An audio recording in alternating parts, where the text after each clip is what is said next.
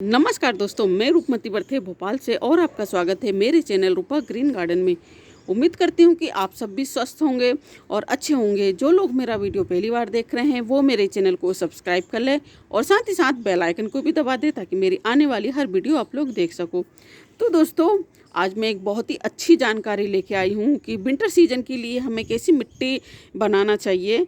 तो आज वही सब चीज़ें मैं शेयर करूँगी, क्योंकि दोस्तों सबसे पहला काम है कि हमें मिट्टी बहुत ही अच्छे से बनाना चाहिए। क्योंकि सीड्स लगाने के लिए अगर मिट्टी ही अच्छी नहीं होगी और हमारे सीड जर्मिनेट नहीं होंगे तो फिर हमारा कोई फ़ायदा नहीं है। तो इसलिए हमें सबसे अच्छी मिट्टी बनाना चाहिए, क्योंकि मिट्टी अच्छी बनेगी तो हमारे सीड अच्छे से जर्मिनेट होंगे। तो आज यही सब चीज़ें मैं बताना चाहती हूँ कि सबसे अच्छी से अच्छी मिट्टी हमें कौन सी बनाना चाहिए और कैसी बनाना चाहिए। तो चलिए दोस्तों, सबसे पहले मैं बात करूंगी कि कोकोपीट हमें लेना चाहिए। तो कोकोपीट को हम किस प्रकार लेंगे, क्योंकि सीडलिंग के लिए कोकोपीट बहुत ही ज़रूरी होता है। या तो आप राइस हस्क ले लीजिए और या तो आप कोकोपीट ले लीजिए, क्योंकि कोकोपीट पानी को थोड़ा सा होल्ड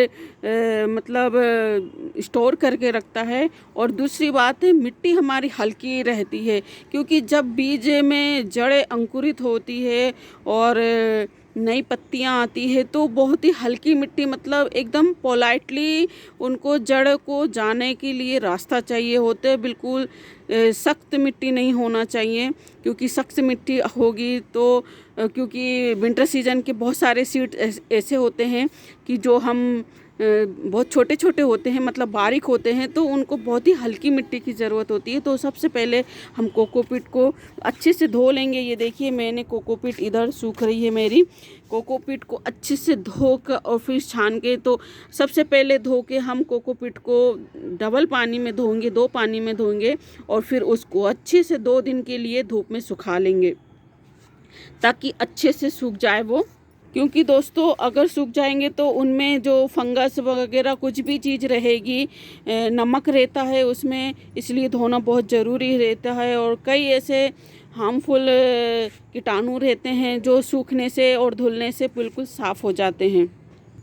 तो दोस्तों देखिए, ये कोकोपीट हमने छान ली है और छान के एकदम बारीक हो गई है। और इसका जो चूरा बचा रहता है उसका भी मैं यूज़ बताऊंगी कि इसको हम किस काम में ले सकते हैं। तो इस चूरे को मैं लास्ट में बताऊंगी कि किस काम में ले सकते हैं। तो हमने ये कोकोपीट तैयार कर ली है और अच्छी सूख के बढ़िया हो गई। और फिर हम मिट्टी लेंगे और मिट्टी को हम छान लेंगे। मिट्टी को भी एकदम सूखी होना चाहिए मिट्टी। ये देखिए कितनी सूखी मिट्टी है। और इस प्रकार हम छलनी से छान लेंगे। छानने से ये होगी कि इसके जो मोटे मोटे कण हैं ये बिल्कुल हट जाएंगे। और वही मैंने बात की हूँ कि जड़ें निकलने में बहुत आसानी है, क्योंकि बड़े बड़े जो पत्थर होते हैं, ये जो कण होते हैं, जड़ें अंकुरित होने में और पौधा को ऊपर आने में रोकती है और जर्मिनेट नहीं होती। कई बार अंदर ही अंदर हमारे सीड्स ख़राब हो जाते हैं। इसलिए मिट्टी को भी हम अच्छे से छान लेंगे। तो ये देखिए दोस्तों, मिट्टी हमारी छन गई है और एकदम बारीक सूखी मिट्टी हो गई है। मिट्टी भी ज़्यादा सुखाने से इसमें भी जो कीटाणु रहते हैं वो ख़त्म हो जाते हैं। जो फंगस नहीं लगती हमारी मिट्टी को, मतलब हमारे जो सीड रहते हैं, सीडलिंग को फंगस नहीं लगती है। और तो मैंने यहाँ पर ली है, ये देखिए दोस्तों, यहाँ पर ये जो रेत है, रेत भी मैंने अच्छे से छान ली है और सुखा लिया है धूप में, क्योंकि काफ़ी अच्छी धूप आ गई है तो हम धूप में सुखा लेते हैं। और इधर ये कोकोपीट ले लिया मैंने छान के, और फिर यहाँ मैंने वर्मी कंपोस्ट ले लिया है, और इधर हमारी जो गार्डन सॉइल ले लिए। तो दोस्तों, कितनी कितनी क्वान्टिटी में लेना चाहिए ये भी मैं बताती हूँ। और दोस्तों, यहाँ मैंने ये वर्मी कंपोस्ट लिया है। तो दोस्तों, 30% मैंने रिवर सैंड ली है, नदी वाली रेत, और 40% मैंने इसमें कोकोपीट मिलाई है। या तो आप राइस हस्क, मेरे पास राइस हस्क नहीं है, या तो आप 20% कोकोपीट और 20% या 10% राइस हस्क मिला सकते हैं। और 30% मैंने गार्डन सॉइल ली है। 30% ये लिया, 30% मैंने रेत ली है और 40% मैंने कोकोपीट लिया है, क्योंकि कोकोपीट से हमारी जो मिट्टी है वो हल्की बनेगी। सीडलिंग के लिए बहुत ही हल्की मिट्टी बनाना पड़ती है। कई जगह तो हमने देखा जो नर्सरी वाले रहते हैं वो तो एकदम खाली कोकोपीट और वर्मी कंपोस्ट को ही मिला के ये मिट्टी तैयार करते हैं, लेकिन हम ऐसा नहीं करेंगे क्योंकि हमें थोड़ी सी मिट्टी अच्छी बनाना है। तो हम इसलिए 30% हमने सैंड लिया है, 40% हमने कोकोपीट ली है और 30% हमने गार्डन सॉइल ली है। और दोस्तों जो वर्मी कंपोस्ट है उसको हमने बहुत कम मात्रा में ली है, हमने 20% लिया है, या तो आप 10% भी लोगे तो कोई दिक्कत नहीं है, ज़्यादा बढ़ाना नहीं है। क्योंकि वर्मी कंपोस्ट इसलिए कम ली है, इसलिए हमने फर्टिलाइज़र की मात्रा बढ़ाई है, क्योंकि जो सीड्स होते हैं उनमें जड़ें बहुत ही छोटी छोटी सी होती हैं, तो ज़्यादा गर्मी के कारण हमारे सीड ख़राब ना हो जाए, इसलिए इसमें ज़्यादा खाद की मात्रा नहीं करते हैं। क्योंकि बीजे खुद ही इतने खाद की ज़रूरत नहीं है, पौधे जब बड़े हो जाते हैं तब उनको खाद की ज़रूरत होती है, लेकिन जब छोटे होते हैं या सीड लगाते हैं उस समय खाद की ज़्यादा ज़रूरत नहीं होती है।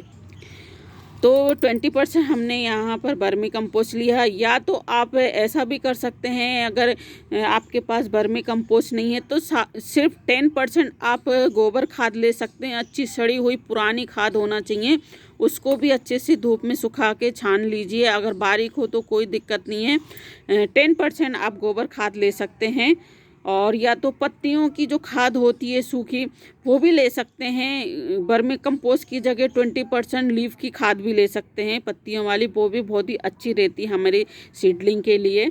तो हम इन सब को मिला देते हैं और फिर हम बताते हैं कि ये जो हमारा फंजीसाइड है ये हमारे पास ट्राइकोडर्मा है, या तो आप सांप होता है सांप भी ले लीजिए। तो आप मैं यहाँ पर ज़्यादा मिट्टी बना रही हूँ इसलिए मैं यहाँ पर 2 चम्मच मिला रही हूँ। वैसे आप छोटी चम्मच से 1 चम्मच मिला सकते हैं एक गमले के लिए, या आधे भी मिला सकते हैं।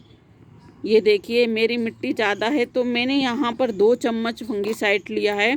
और फिर आप क्या कीजिएगा कि 1-2 मुट्ठी नीम खली के ले लीजिए। ये देखिए मेरे पास यहाँ नीम खली है, तो मैं नीम खली का भी यूज़ करूँगी क्योंकि हमें मिट्टी अच्छी बनाना है। तो ये देखिए नीम खली है, तो यहाँ पर आप 2 मुट्ठी नीम खली भी डाल सकते हैं। तो दोस्तों हमने यहाँ पर ये नीम खली भी मिला ली है मिट्टी में, और फिर हम सभी को अच्छे से मिक्स कर देंगे। इस प्रकार हमारी बहुत ही अच्छी मिट्टी बन जाएगी। अच्छे से हम मिक्स कर देंगे।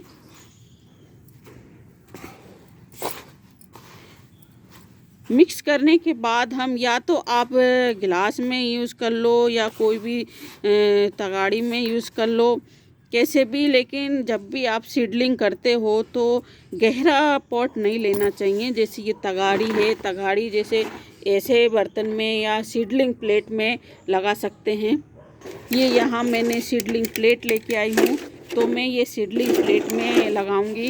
इसमें भी बहुत ही अच्छे से हमारी जो सीड्स है लग जाते हैं। और ये लगा के और आप हर इसमें जैसे अलग अलग लगाओगे तो उसकी नेम प्लेट लगा के आप लिख कर कि हमने कौन से सीड्स लगाए हैं, इस प्रकार कर सकते हैं।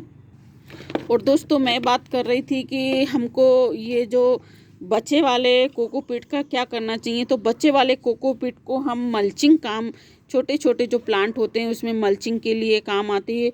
और दूसरा काम मैं बताऊं कि जैसे हम हैंगिंग बास्केट के लिए पिटूनिया हैं और भी बहुत सारे जो हैंगिंग बास्केट हम बनाते हैं, तो उसके नीचे के लिए हल्की बनाने के लिए हम डलिया को हल्की बनाने के लिए मिट्टी कम भरेंगे और इसका हम ऐसे आधा इसको भर देंगे और ऊपर से हम फिर मिट्टी बना के डाल देंगे, तो हमारी डलिया हल्की हो जाएगी। आप ये भी कर सकते हैं। और इधर हमारी ये मिट्टी पूरी मिक्स हो गई है और फिर हम इसमें सीडलिंग प्लेट में इस प्रकार अच्छे से भर देंगे।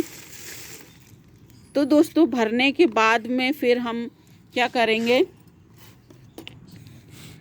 दोस्तों एक बात और मैं बताती हूँ कि जैसे ये हम सीडलिंग प्लेट भर रहे हैं और ये मिट्टी हमारी यहाँ से निकल रही है नीचे से, तो आप क्या कीजिएगा कि जब भी आप मिट्टी भरते हो तो नीचे इस प्रकार कोई भी बोरी कपड़ा ऐसे रख दीजिए इस प्रकार, उसके ऊपर आप मिट्टी अगर भरोगे तो बहुत ही अच्छा होगा, क्योंकि हमारी जो सीडलिंग प्लेट में बहुत ही बड़े बड़े ये ड्रेनेज होल बने रहते हैं तो वो नीचे निकल जाएगी। इस प्रकार आप मिट्टी अगर भरोगे तो बहुत ही अच्छे से भराएगी, ये देखिए, और बिल्कुल लेवल में आ जाएगी। ये देखिए इस प्रकार आप मिट्टी भरोगे तो बहुत ही अच्छा होगा। और फिर इसमें पानी डाल के और हम सीड्स ग्रो कर देंगे। तो दोस्तों आप ऐसी मिट्टी बनाओगे तो बहुत ही अच्छे से जर्मिनेट होगा हमारे सीड्स का। तो दोस्तों वीडियो में इतना ही। अगर आप लोगों को मेरा वीडियो अच्छा लगे तो मेरे वीडियो को लाइक करना और मेरे चैनल को सब्सक्राइब करना। दोस्तों कमेंट्स करना ना भूलिएगा।